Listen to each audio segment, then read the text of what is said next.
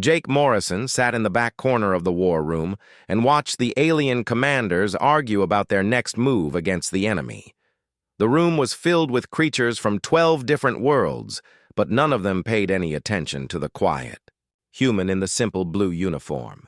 The Zephyrian Admiral Kexthul waved his 4 arms at the holographic display, showing red dots that marked enemy positions across 3 star systems. His skin changed from pale blue to angry purple as he spoke about the latest defeat. The insect-like Vrikari delegates made clicking sounds with their mandibles, which meant they were either laughing or showing concern. Jake had learned to tell the difference after 6 months of sitting in these meetings. Today they were definitely laughing, but not in a good way. Commander Veltar from the Altarian Navy stood near the center display and pointed at the moving red dots with one of his tentacles. His species was known for being smart and careful, but even they seemed lost when facing this new enemy. The hegemony. "Ships move faster than anything we have seen before," Veltar said in his translator voice that always sounded flat and emotionless. "They adapt to our weapons in real time, and our best strategies fail within hours of contact. We have lost 17 systems in the past 4 months, and our projection models show complete galactic conquest within 3 years. The other alien?" Leaders made various sounds of agreement or worry depending on their species. The crystalline beings from Zerion hummed low notes that vibrated through the floor, while the gas-based nebula folk created small cloud formations that changed color to show their mood. Everyone in the room understood that they were losing this war badly and running out of ideas fast. Jake kept his face calm and neutral, like he had been trained to do in diplomatic situations. Next to him sat Captain Lisa Hayes, who was the other human representative at these council meetings. She also stayed quiet and took notes on her small tablet. The alien commanders had gotten used to humans being silent during strategy discussions. Most of them thought it meant that humans had nothing useful to add to military planning on this scale. "We need a direct assault on their main fleet," announced General Thrix from the warrior planet Gorvak. His species looked like walking tanks covered in natural armor plating. "Hit them hard and fast before they can adapt to our weapons." Several other commanders made sounds of approval, but Jake noticed that none of them mentioned the fact that this exact strategy had failed 7 times already. Each time, the hegemony bioships had learned from the attack and become stronger. The enemy seemed to get smarter with every battle, while the Galactic Alliance kept using the same failed approaches over and over. Admiral Kexthul pulled up tactical records from the most recent engagement where they had lost 53 ships in less than 2 hours. The hegemony vessels looked like living creatures made of dark metal and organic material that could change shape during combat. They moved in patterns that seemed random at first, but Jake had been studying the recordings for weeks, and he was starting to see something that the other species missed. "The bioships are not just adapting to our weapons," Captain Hayes whispered to Jake in English, while the aliens continued their loud debate. "They are learning how we think and fight." Jake nodded slowly. He had reached the same conclusion after analyzing hundreds of hours of battle footage. The hegemony was not just developing countermeasures to galactic technology. They were studying the psychology and tactics of each species and finding ways to exploit their natural fighting instincts. The Gorvakian warriors always charged straight, ahead, which made them easy to predict. The Zephyrians relied on superior numbers and coordination, but their command structure was rigid and slow to change. The Altarians used advanced technology, but they took too long to make decisions in fast-moving battles. "They fight each species the way that species expects to be fought," Jake said quietly. "Then they turn those expectations against them." The meeting went on for another hour with the same arguments and the same failed solutions being discussed over and over. The alien commanders would choose another conventional fleet engagement that would result in another predictable defeat. The hegemony would learn more about galactic military doctrine and become even harder to stop. The cycle would continue until there were no more ships left to lose. As the meeting ended and the various species filed out to prepare for their next doomed mission, Jake remained in his seat and continued studying the tactical displays. Lisa Hayes stayed with him, and they both watched the red dots on the map that showed hegemony positions spreading deeper into galactic space like an infection. "They make the same mistake every time," Jake said when they were alone. "They fight the enemy like they are fighting themselves instead of learning what the enemy really is. The hegemony adapts because it studies us during every battle." Lisa agreed. "But we have been sitting here for months watching them fight, and they have never fought humans." Jake looked at the display for a long moment and then smiled for the first time in weeks. "Maybe it is time they learned what happens when they overlook the quiet ones." 3 days after the council meeting, Jake Morrison walked into Admiral Chen Wei's private office aboard the Earth Defense Force flagship. The human fleet was small compared to the massive armadas of other species, but their ships were built for long-range missions and careful observation rather than direct combat. Admiral Wei looked up from his desk where he was reviewing casualty reports from the latest failed galactic offensive. "What do you have for me, Jake?" the Admiral asked in a tired voice. He had been commanding human forces in this sector for 2 years, and watching alien strategies fail over and over again was wearing him down. The other species treated human ships like minor support vessels and rarely asked for their input on major tactical decisions. Jake activated his personal data pad and projected a 3-dimensional map of hegemony ship movements over the past 4 months. Red lines showed the paths taken by enemy bioships during different battles, while blue markers indicated the positions of destroyed galactic vessels. The pattern that emerged was unlike anything in standard military doctrine. "The hegemony is not just adapting to our weapons, Admiral," Jake said as he highlighted specific data points. "They are learning our command patterns, our communication frequencies, and even our psychological responses to combat stress. Every species fights according to their evolutionary background, and the bioships study those patterns during battle." Admiral Wei stood up and walked closer to the projection. As a human military officer, he had been trained to look for behavioral patterns that other species might miss. Humans had evolved as persistence hunters on Earth, which meant they were naturally good at tracking prey over long periods of time and noticing small changes in behavior. "Show me what you mean," the Admiral said. Jake manipulated the display to focus on a battle from 2 weeks ago where a Zephyrian fleet had engaged 3 hegemony bioships. The alien vessels had used their standard formation attack with precise timing and overwhelming firepower. For the first 20 minutes of combat, they had seemed to be winning. "Watch what happens at the 21-minute mark," Jake said as the simulation played forward. The hegemony ships suddenly changed their movement patterns and began anticipating Zephyrian tactical decisions before they were implemented. Within an hour, the entire alien fleet was destroyed. "They learned how Zephyrians think during the battle itself," Admiral Wei realized. "The bioships were studying their opponents while fighting them." "Exactly," Jake said. "But there is something else that Captain Rodriguez discovered during his reconnaissance missions." Ben Rodriguez had been monitoring hegemony movements using long-range sensors while staying far enough away to avoid detection. Unlike the aggressive patrol patterns used by other species, human reconnaissance focused on patient observation over extended time periods. Rodriguez had been tracking the same group of bioships for 6 weeks without them ever knowing he was there. Every time the hegemony prepares to adapt to a new threat, their ships cluster together in a specific formation, Jake continued. Rodriguez timed it perfectly.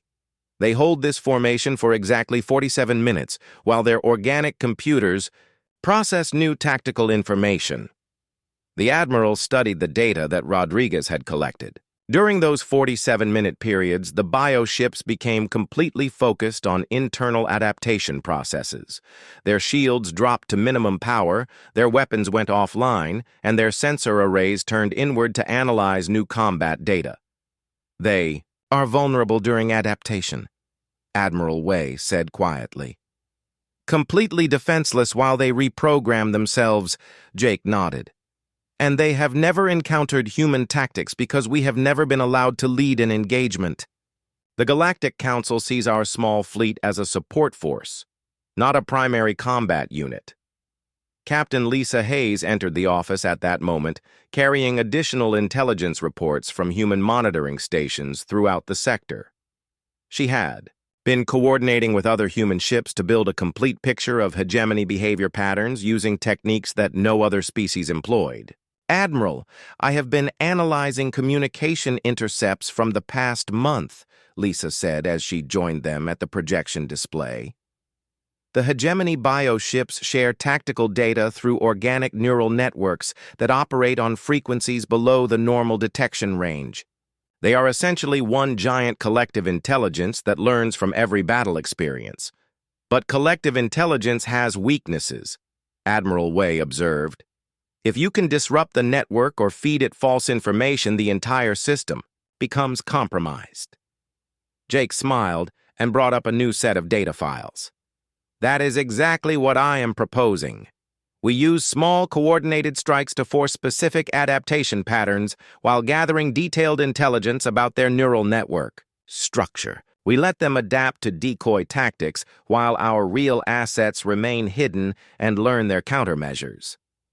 The plan Jake outlined was completely different from anything the Galactic Council had attempted. Instead of massive fleet engagements, humanity would use the kind of persistent, low-intensity warfare that had made them effective hunters throughout their evolutionary history. Small groups of human ships would engage bioship patrols using deliberately ineffective tactics designed to trigger adaptation responses. While they are busy learning how to counter our fake strategies, we map their network pathways and identify critical system nodes, Lisa explained. Rodriguez has already located several bioship facilities that appear to be central processing centers for their collective intelligence. Admiral Way walked back to his desk and pulled up the current fleet deployment roster. 12 human ships against an enemy that had defeated hundreds of alien vessels seemed like impossible odds, but he was beginning to see the potential in Jake's approach. The beauty of this plan is that it requires the enemy to underestimate us, the Admiral said. Something they have been doing since the war began.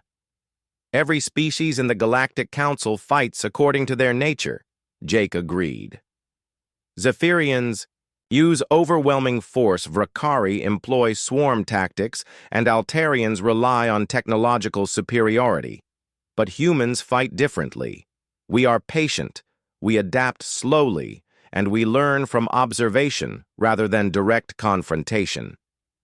The hegemony expects us to behave like the other species, Lisa added. They will try to study our tactics during combat, but our real strategy will be hidden beneath layers of misdirection and long-term planning. Admiral Way looked at both officers for a long moment before making his decision. Prepare the fleet for independent operations. We are going to show the galaxy what happens when you overlook the species that learn to hunt by thinking instead of fighting.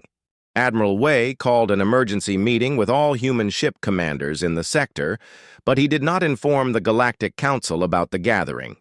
The conference took place aboard the flagship in a secure briefing room where the walls were lined with signal-dampening material to prevent alien monitoring systems from detecting their communications.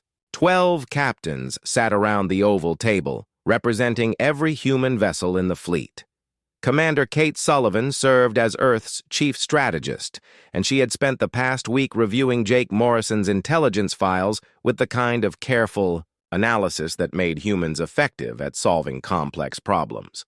Her species had evolved to hunt prey that was faster and stronger than they were, which meant they had to rely on planning and coordination rather than raw physical power.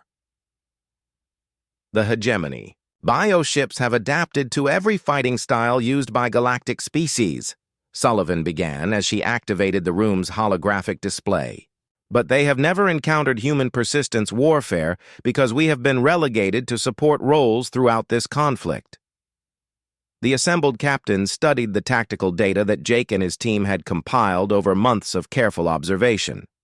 Captain Ben Rodriguez, who commanded the reconnaissance vessel, had mapped hegemony movement patterns with the patience of a hunter tracking prey across vast distances. His findings showed that the bioships followed predictable behavioral cycles that could be exploited by anyone willing to wait for the right moment. Traditional galactic warfare focuses on immediate victory through superior firepower or advanced technology, Sullivan continued. Human warfare focuses on long-term strategic goals achieved through persistent pressure and adaptive tactics. Jake Morrison stood up to present the operational plan he had developed with Lisa Hayes and the other intelligence officers. The strategy was unlike anything attempted in galactic military history because it was based on human evolutionary advantages rather than alien expectations of how space combat should work. We will use small, coordinated strikes to force the bioships into specific adaptation patterns, Jake explained. Each engagement will appear to be a failed attack by inexperienced human forces learning basic combat techniques. The hegemony will adapt to counter our apparent tactics while we gather detailed intelligence about their neural network structure. Captain Rodriguez added his reconnaissance data to the presentation, showing how bioship formations changed during their vulnerability periods. Every adaptation cycle lasts exactly 47 minutes, during which their defenses drop to minimal levels. We can use those windows to map their internal systems without triggering defensive responses. The plan required a level of coordination that would have been impossible for most species because it relied on subtle environmental cues rather than direct communication. Lieutenant Amy Clark had developed a system based on techniques used by ancient human hunters who coordinated group activities through barely visible signals that required no technology to transmit or receive. We will coordinate our operations using flight pattern variations and engine signature modulations that appear random to outside observers, Clark explained. Each ship will know its role in the larger strategy without any detectable communication taking place between vessels. Captain Maria Santos, who commanded the heavy cruiser, asked about the timeline for the operation. Her ship carried the most advanced human weapons systems, but like all human technology, it was designed for precision rather than overwhelming firepower. The first phase will take approximately 6 weeks, Sullivan replied. We need to establish baseline behavioral patterns for different types of bioships before we can begin targeted intelligence gathering. Each engagement must appear genuine while actually serving our data collection objectives. The captains discussed the risks involved in operating independently from galactic command structure. If their plan failed, they would face court-martial, proceedings for unauthorized military action. If it succeeded, they might revolutionize interstellar warfare by proving that human tactics could defeat enemies that seemed invincible. The Galactic Council will not understand what we are doing, Admiral Way warned. They will see our actions as desperate harassment raids by a minor species trying to prove their worth. Some of them may try to stop us if they think we are interfering. With their own operations, Captain Lisa Hayes raised another important consideration about maintaining operational security during the mission. We need to ensure that our real objectives remain hidden not just from the hegemony but from our own allies. If other species learn about our intelligence-gathering methods, they might try to duplicate our techniques without understanding the patience required to make them work. Jake nodded in agreement. Human persistence hunting required generations to perfect because it depends on understanding prey behavior at a fundamental level. Other species might see our tactics and try to copy them, but they lack the evolutionary background to implement them effectively. The discussion continued for 3 hours as the captains worked out the details of ship assignments, target priorities, and contingency procedures. Each vessel would operate in a different sector to create the appearance of random human activity throughout hegemony space. The bioships would encounter human technology that seemed poorly coordinated and ineffective, but was actually part of a carefully planned intelligence operation. Commander Sullivan outlined the intelligence priorities for each phase of the operation. First, we mapped their adaptation triggers and vulnerability windows. Then we identify the location and function of their neural network nodes. Finally, we develop countermeasures that exploit their collective intelligence structure against them. Captain Rodriguez would lead the initial reconnaissance phase, using his ship's advanced sensor arrays to monitor bioship responses to human presence. His crew had experience with long-range observation missions, and they understood the importance of remaining undetected while gathering critical data. "Remember that our greatest advantage is being underestimated," Admiral Way concluded as the meeting ended. "The hegemony expects us to fight like the other galactic species using conventional tactics and predictable strategies. They have never encountered an enemy that thinks in terms of months and years rather than hours and days." The captains returned to their ships with orders to begin operations within 48 hours. Each vessel would conduct what appeared to be routine patrol missions while actually positioning themselves for the most sophisticated deception operation in human military history. The galaxy was about to learn what happened when they overlooked the species that had mastered the art of patient strategic thinking. Jake Morrison stood on the bridge of the UES Ranger as his ship approached the edge of the Kepler sector, where galactic forces had suffered their most recent defeat. The sector had been abandoned after losing 37 ships in a single engagement with hegemony biovessels, but Jake's mission required him to enter this dangerous space and make contact with the enemy under carefully controlled conditions. His crew consisted entirely of humans who had been selected for their ability to think in long-term patterns rather than react to immediate threats. Navigation Officer Tom Peters had spent years studying asteroid belt movements, which gave him the patience needed for complex space maneuvers. Weapons Specialist Maria Gonzalez came from a family of archaeologists, and she understood the value of careful observation and precise measurement. Engineer Carl Johnson had worked on deep space mining operations where success required months of planning for every major decision. "Contact on long-range sensors," Peters reported from his station. 3 bioships moving in standard patrol formation approximately 2 million kilometers ahead. Jake studied the tactical display and confirmed that these were the same type of vessels that had destroyed the galactic fleet in this sector. The bioships appeared as dark, elongated shapes that seemed to shift and change as they moved through space. Their hulls were made of organic material that could adapt to different environmental conditions, and their weapon systems grew from the ship's body like living appendages. "Begin approach Vector 7, Jake ordered. "Bring us within weapons range, but maintain distance for escape if necessary." The Ranger moved toward the enemy ships using a flight pattern that would appear random to most observers, but actually followed a carefully planned sequence designed to trigger specific responses from the bioships. Jake's strategy required the enemy to study human tactics during combat, so he needed to provide them with tactics worth studying. "Weapons range in 30 seconds, Gonzalez announced. Bioships are changing formation and moving to intercept Jake. Waited until the enemy vessels were positioned exactly where he wanted them before giving his next order. "Fire on the lead ship but miss by 50 meters. Make it look like we are trying to hit them but failing due to inexperience." The Ranger's energy beams lanced out toward the bioships, but deliberately missed their targets by small margins that could be attributed to poor marksmanship rather than intentional misdirection.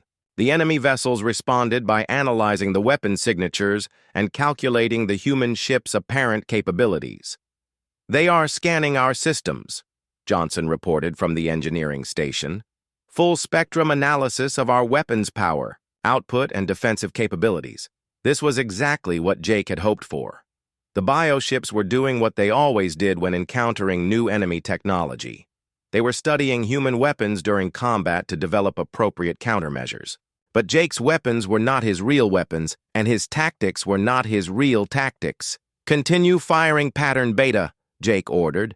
"Make sure they get a good look at our fake capabilities." For the next 20 minutes, the Ranger engaged in what appeared to be a clumsy battle with the 3 bioships. Jake's crew fired weapons that seemed powerful, but were actually operating at reduced efficiency. They used defensive maneuvers that looked desperate, but were designed to reveal false information about human ship performance. The enemy vessels studied every aspect of the engagement while Jake's real sensors studied them. Bioships are entering adaptation formation, Peters announced.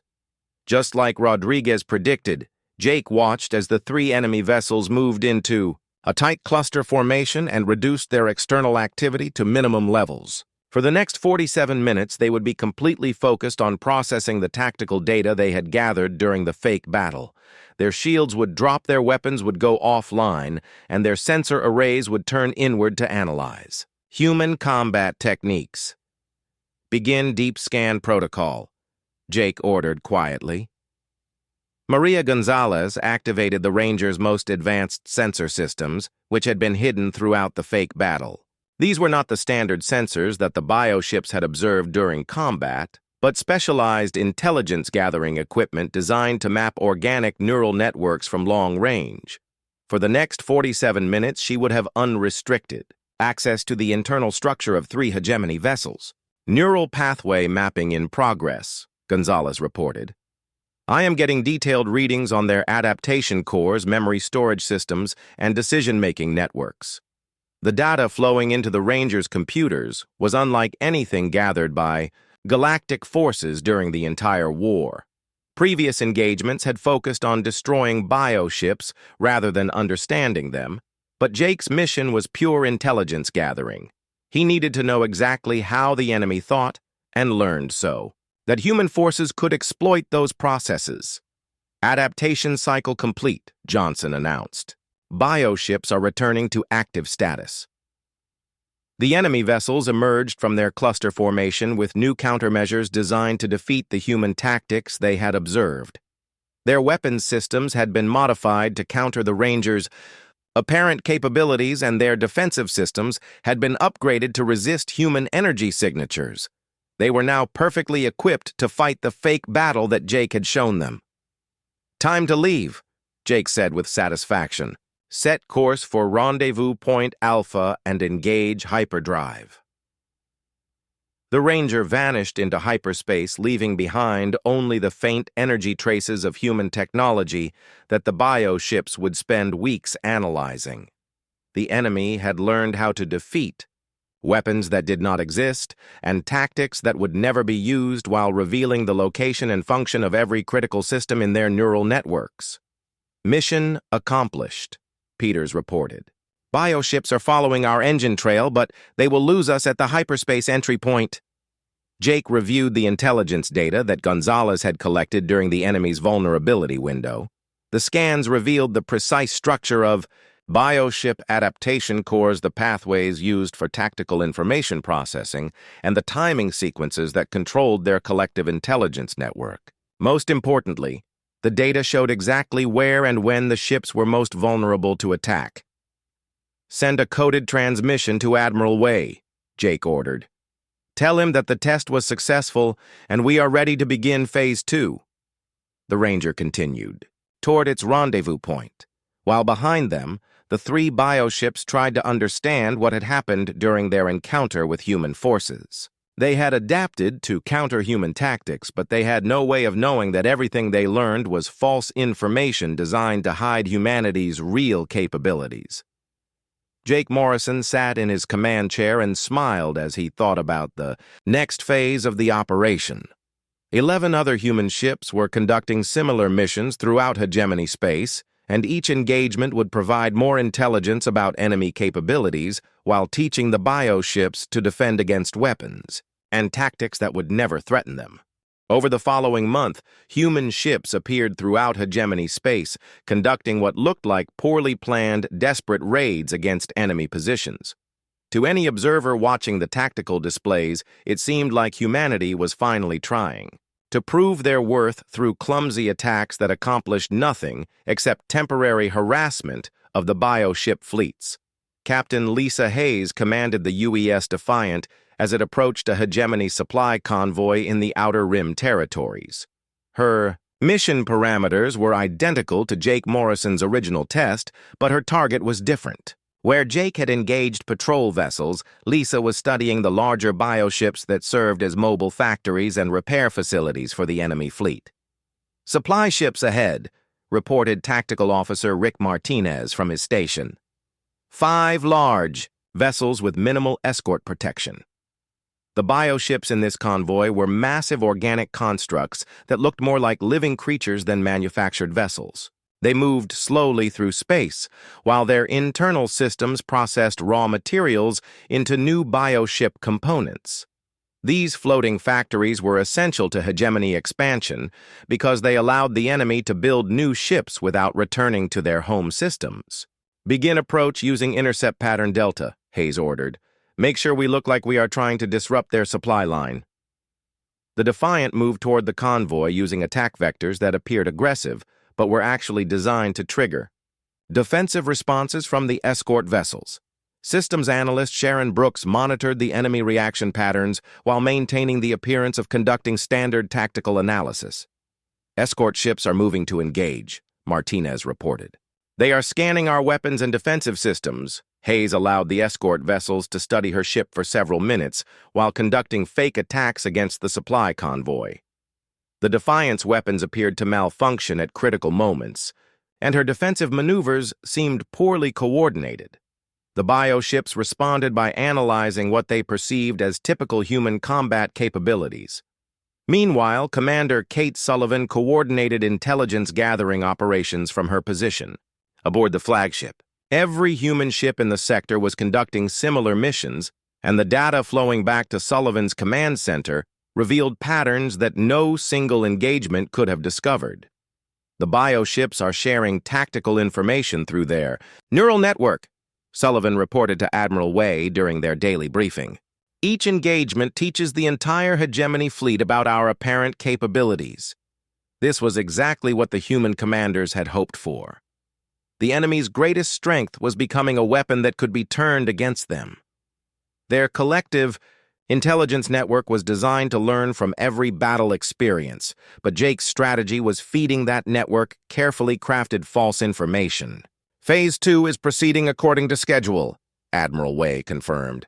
"How long before we have enough intelligence for the final phase?" Sullivan reviewed the data from 12 different engagements conducted over the past 3 weeks. Each human ship had encountered different types of bio-vessels and gathered intelligence about specific aspects of hegemony technology and tactics. The combined information was creating a complete picture of enemy capabilities and weaknesses. 2 more weeks should give us everything we need, Sullivan replied. Rodriguez has identified the location of their main neural processing facility, and Hayes has mapped their supply network structure. Captain Ben Rodriguez had spent the month conducting long-range reconnaissance of hegemony space using sensor techniques that no other species possessed. Where alien scouts relied on active scanning that could be detected, Rodriguez used passive observation methods that required patience but provided detailed information without alerting the enemy. "The central processing facility is located in the Vega system," Rodriguez reported during the next intelligence briefing. "It appears to be a bioconstruct the size of a small moon that coordinates tactical information for the entire hegemony fleet." The discovery of this facility was crucial to Jake's overall strategy because it represented a single point of failure in the enemy's collective intelligence network. If human forces could disrupt or destroy the central processor, they could cripple the hegemony's ability to adapt to new threats. Meanwhile, the Galactic Council continued to plan conventional fleet engagements that would inevitably result in more defeats. Admiral Kex Thule had assembled the largest alien armada in galactic history for what he called a final decisive battle against the hegemony main fleet. The alien commanders remained convinced that superior numbers and firepower would eventually overcome the enemy's adaptation capabilities. "The council meeting is tomorrow," Lisa Hayes informed Jake during a secure communication session. "They want all human ships to participate in their grand offensive." Jake considered the implications of the Galactic Council's timing. His intelligence gathering operation was almost complete, but he needed a few more weeks to prepare the weapons and tactics that would exploit the weaknesses his teams had discovered. If human ships were forced to participate in another conventional battle, their real capabilities might be exposed before they were ready to use them effectively. Tell the Council that our ships are conducting essential reconnaissance missions that cannot be interrupted, Jake replied.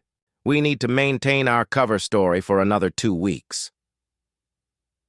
The beauty of humanity's position was that their supposed incompetence provided perfect cover for sophisticated intelligence operations.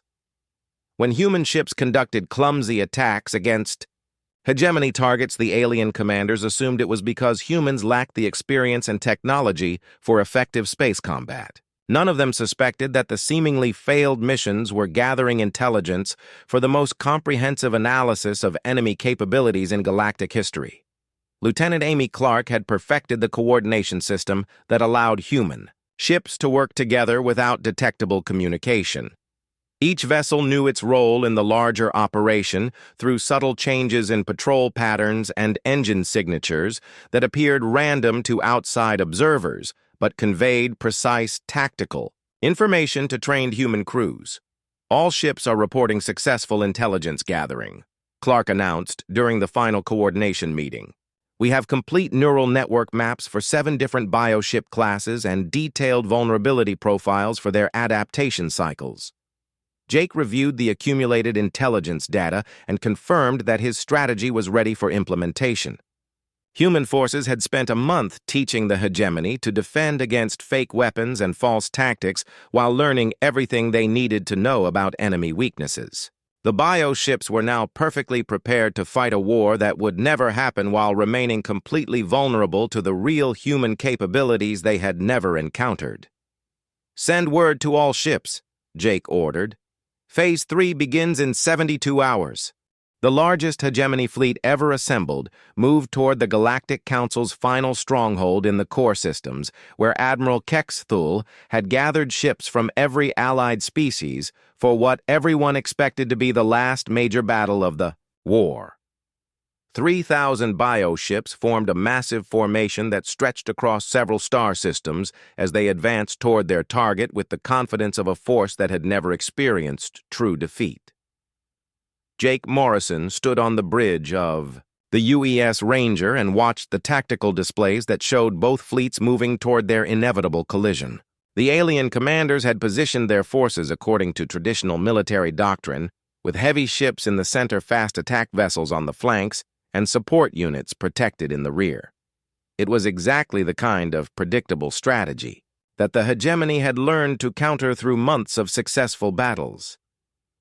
Admiral Wei is requesting permission to deploy human forces in support of the galactic defense, reported Communications Officer Tom Peters. The Council has approved our participation in the battle. Jake smiled at the irony of the situation. After months of being treated as a minor support force, humanity was finally being allowed to participate in a major engagement. The alien commanders had no idea that they were granting permission for the most devastating surprise attack in galactic military history. Confirm our participation, Jake ordered. All human ships are to take positions according to Plan 7. The 12 ships of the human fleet moved into what appeared to be standard support positions behind the main alien battle line. To the galactic commanders, they looked like a small force preparing to provide backup firepower during the coming engagement. The hegemony bioships detected the human vessels and made note of their positions but did not consider them a significant threat based on previous encounters. Bioship. Fleet entering weapons range, announced Maria Gonzalez from her weapons station. Enemy formation is identical to the pattern Rodriguez predicted. Captain Ben Rodriguez had spent weeks studying hegemony fleet movements, and his analysis had revealed that they always used the same basic formation when engaging large enemy forces.